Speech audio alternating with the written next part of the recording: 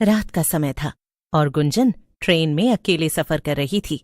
बड़ी अजीब बात है, ये ट्रेन तो पूरी खाली है, सिर्फ ये 2 आदमी और औरत ही दिखाई दे रहे हैं। गुंजन के सामने एक आदमी बैठा था और दूसरी तरफ एक औरत।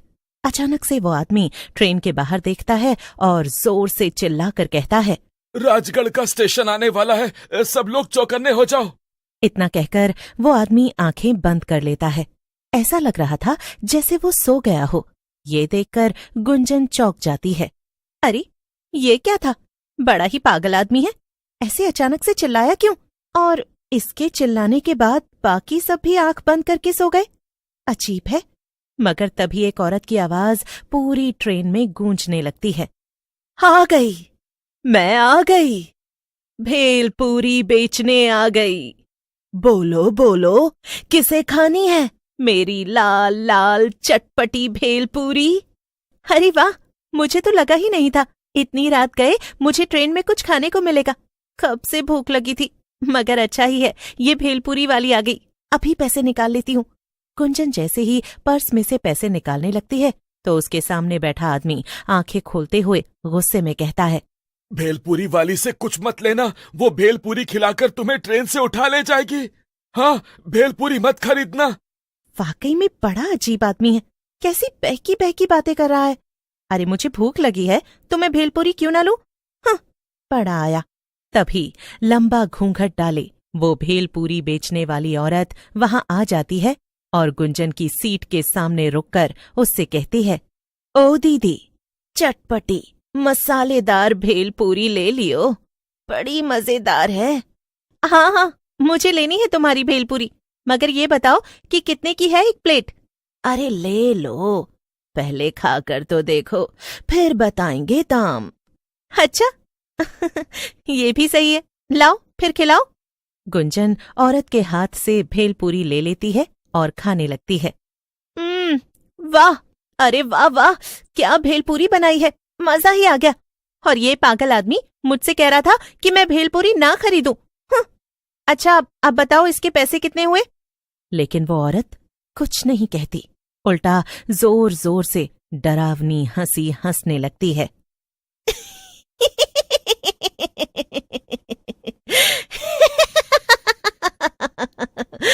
पैसे?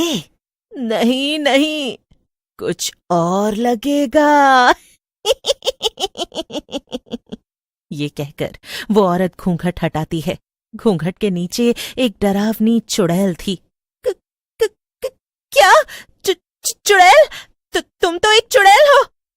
हाँ, तो मैंने कब कहा कि मैं माधुरी दीक्षित हूँ, हैं? और इस भेलपूरी के बदले तो मैं तुझे लेकर जाऊंगी और खाऊंगी। उसके चले जाने के बाद ही वहां बैठे बाकी लोग आंखें खोलते हैं और ट्रेन के बाहर देखने लगते हैं। ये तो होना ही था, मैंने उस लड़की को चेतावनी दी थी, मगर उसने मेरी बात नहीं मानी और चुड़ैल उसे अपने साथ ले गई। राजगढ़ स्टेशन आने से पहले हमेशा ही ऐसा होता है। हाँ, अब हम कर भी क्या सकते हैं? हम तो अपना काम कर ही देते हैं ना, जो कि लोगों को चेतावनी देना है। अब उसके आगे हम क्या ही करें? असल में वो दोनों बूढ़े आदमी और औरत पंकज और राधिका थे, जो कि पति पत्नी थे और रामगढ़ गांव में ही रहते थे। वो हर रोज उस ट्रेन से सफर करते थे ताकि लोगों को भेलपूरी बेचने वाली चुड़ैल से बचाया जा सके, मगर उनका ये तरीका भी अक्सर काम नहीं आता था। फिर एक दिन सुबह सुबह पंकज कहता है, राधिका, क्यों ना हम किसी तरह ये ट्रेन चलना ही बंद करवा दें।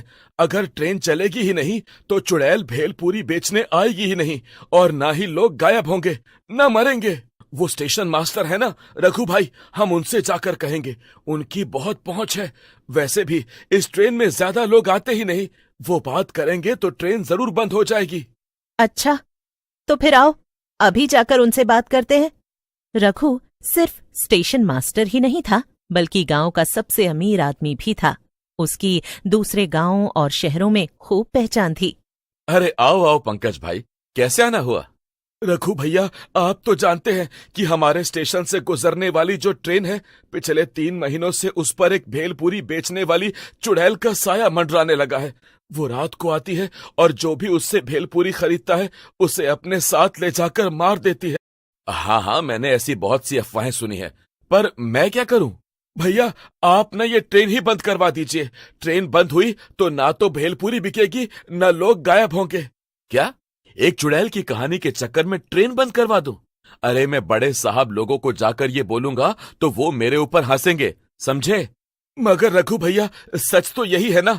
जो ना माने उससे ट्रेन में रात में सफर करने को कहिए, फिर वो भी इस पर यकीन कर लेगा और ट्रेन बंद करवा देंगे। बेचारा पंकज उदास होकर वापस अपने घर आ जाता है। कुछ नहीं किया ना रघु भैया ने, मैंने तो पहले ही कहा था। अब आप काम पर जाइए और रात में जल्दी लौट आइएगा। हमें ट्रेन में भी जाना है, लोगों को बचाने। रात होते ही पंकज और राधिका फिर से दूसरे गांव के स्टेशन पर पहुंच जाते हैं और अपने गांव जाने वाली ट्रेन में बैठ जाते हैं। राधिका के पास बड़ा झोला था। वो उसे खोलकर पंकज को दिखाती है तो पंकज चौंक जाता है। उस झोले में बहुत सारी भेलपूरी थी। हाँ, जब आप काम पर गए तो मुझे एक आइडिया आया और मैंने खूब सारी भेलपूरी बना ली। अब मैं चुड़ैल से पहले सबको भेलपूरी बेच दूंगी और फिर कोई भी उसकी भेलपूरी खरीदेगा ही नहीं। राधिका खड़ी होकर सबसे कहती है, ले लो, स्वादिष्ट लजीज भेलपूरी ले लो। ऐसी भेलपूरी कभी नहीं खाई होगी। अच्छा, इतनी अच्छी है क्या? लाओ फिर, जरा मुझे भी खिलाओ। ले लो जी, सब लोग लो, सिर्फ 10 रुपए की है। रामगढ़ का स्टेशन आते आते राधिका ट्रेन में बैठे सभी लोगों को भेलपूरी बेच देती है। हाँ, हो गया जी, अब तो आज इनमें से कोई भी और भेलपूरी नहीं खरीदने वाला। तभी पूरी ट्रेन में चुड़ैल की आवाज गूंजने लगती है। ले लो, खट्टी मीठी भेलपूरी ले लो। पंकज जोर से चिल्लाता है, रामगढ़ स्टेशन आने वाला है, कोई भी घूंघट वाली औरत से भेलपूरी मत लेना, सब आंख बंद करके सो जाओ। इतना कहकर पंकज और राधिका आंखें बंद करके बैठ जाते हैं, लेकिन वहां बैठे बाकी लोग ये देखकर दंग थे। अरे, ये दोनों आंखें बंद करके क्यों सो गए? भेलपूरी वाली ही तो आ रही है, कोई चुड़ैल थोड़ी है। हाँ। तभी घूंघट डाले चुड़ैल शीतल की सीट के सामने आकर खड़ी हो जाती है। ले लो, खट्टी मीठी भेलपूरी ले लो। एक बार खाओगे तो दोबारा कभी नहीं खा पाओगे। हैं? क्या मतलब?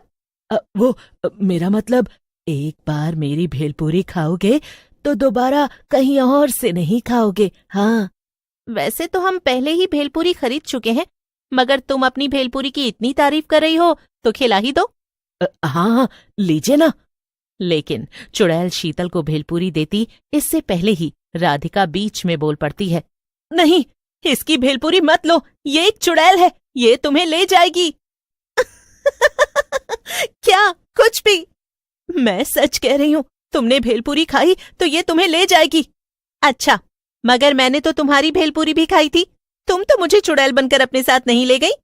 देखो, मैं तुम्हें चेतावनी दे रही हूं, इसे मत खाना। शीतल जैसे ही भेलपूरी खाने जाती है, राधिका उसे रोक देती है और उसकी जगह वो चुड़ैल की भेलपूरी खा लेती है। वाह वाह, चलो फिर, अब मेरे साथ मेरा खाना बनने चलो। चुड़ैल राधिका को उसके बड़े भेलपूरी के झोले के साथ उठा लेती है। ये देखकर वहां बैठे बाकी लोग चौंक जाते हैं। बेचारा पंकज बहुत रोता है, मगर वो कर भी क्या सकता था? अब तो उसके पास एक ही काम था और वो था अकेले ही लोगों को बचाना। अगले दिन फिर से वो रात में ट्रेन में आकर बैठ जाता है। फिर जैसे ही घूंघट डाले चुड़ैल भेलपूरी लेकर वहां आती है। भेलपूरी ले लो, खट्टी मीठी। लेकिन अब तो पंकज भी जान गया था कि लोग उसकी बात नहीं सुनेंगे। लेकिन तभी कुछ ऐसा होता है जिसे देखकर पंकज चौंक जाता है। वो चुड़ैल पंकज के पास आती है। ये लो, आप भेलपूरी नहीं खाएंगे? पंकज कुछ कहता उससे पहले ही चुड़ैल उसे भेलपूरी खिला देती है और भेलपूरी खाकर पंकज सब समझ जाता है। यानी तुम वो चुड़ैल नहीं बल्कि राधिका हो? हाँ, लेकिन अब मैं एक चुड़ैल बन चुकी हूँ, और जब मैं चुड़ैल बनी तो मैंने उस दुष्ट चुड़ैल को हराकर खत्म कर दिया और उसकी जगह ले ली। अब मैं ही भेलपूरी बेचने रोज आऊंगी यहाँ और किसी को भी नहीं मारूंगी।